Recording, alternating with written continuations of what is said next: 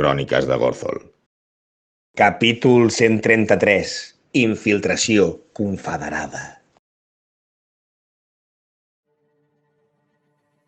El grup impertèrrit està situat a un fossar que dona directament al campament i Bretac, a dalt de tots nosaltres, sent un terrabastall momentani sobre d'ell.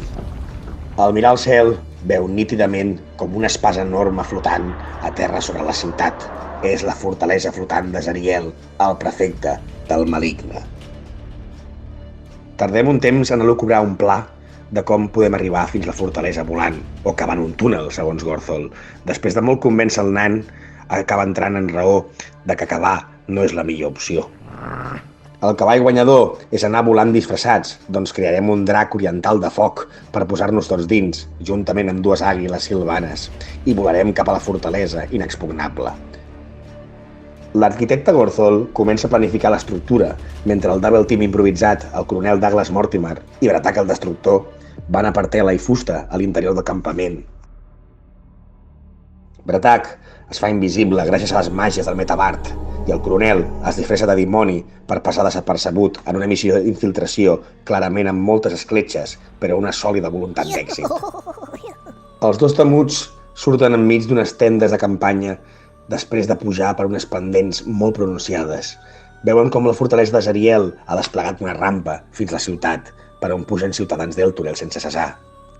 Es van internant a poc pel campament, on hi ha dimonis redcaps bevent i bèsties de tir empenyent carretes.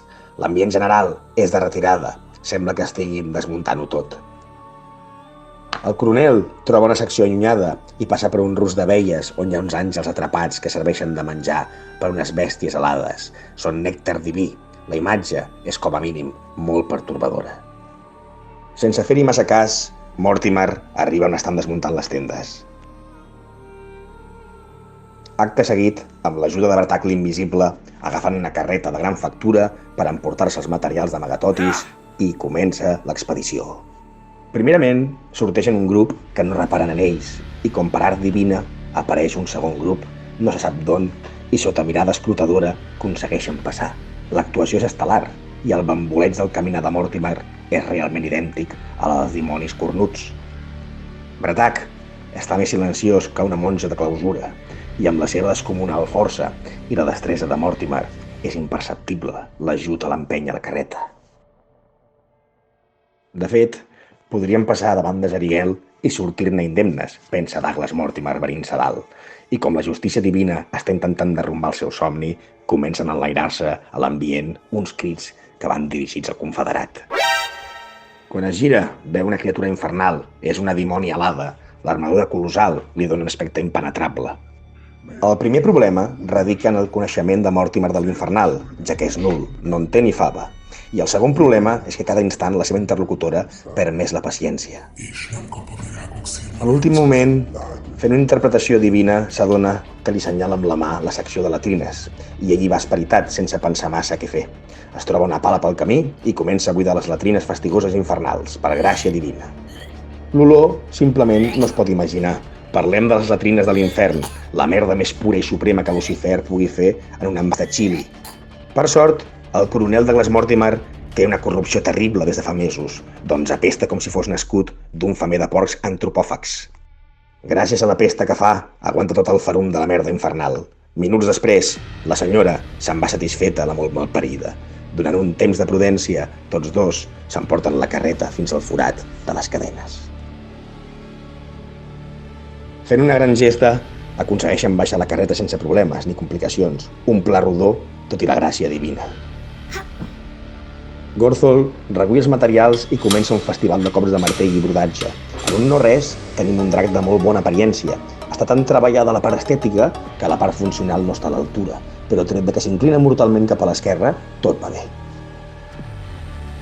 Arrenquem el vol amb energia i a la planícia tots els dimonis veuen com surt el drac, però no l'ataquen, només el contemplen amb sorpresa. Sortim fent una gran maniobra d'ascensió, encarant-nos cap a la fortalesa de Zariel. A l'apropar-nos, veiem que ha trencat la porta, obligant-nos a aterrar en un hangar de la fortalesa. Estem en una gran habitació, amb diversos soldats groguencs i dues files plenes de vehicles terrestres. Al final de tot, hi ha un corredor amb unes escales que pugen i altres que baixen. Els dimonis parlen i encara pensen que veuen un drac. Lucian surt de cop i fa un dispar múltiple als 8 soldats que els rodegen.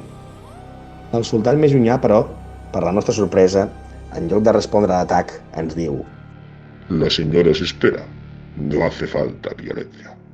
Seguim aquesta criatura que ens condueix fins a la porta tancada, que s'obre i apareix un ascensor. Al pujar-hi veiem un panell que marca 7 plantes i ens porta directament a un pis superior. A l'entrar-hi, l'home obre un cofre i treu unes màscares de ceràmica demoníaques. Ens diu que ens les posem per no desentonar. Com per art de màgia, s'obren les portes de l'ascensor veient una llum celestial, música de piano i una sala abarrotada de dimonis humans i sers estranys que ballen una música impressionant. A simple vista veiem múltiples sales de ball i diferents pisos. Acabem d'arribar inexorablement al nostre destí. No sabem si heroic, però sí festiu. Estem a la sala de festes d'Elturel, a l'Avern.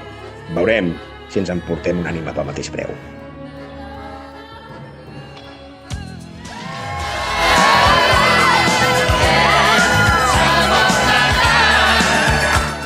Sala de festes d'Elturel a l'Avern. Benvinguts a Avernus, la sala de festa del Turel a l'Avern. He-Man and Skeletor. I pel mateix preu t'emportaràs una ànima.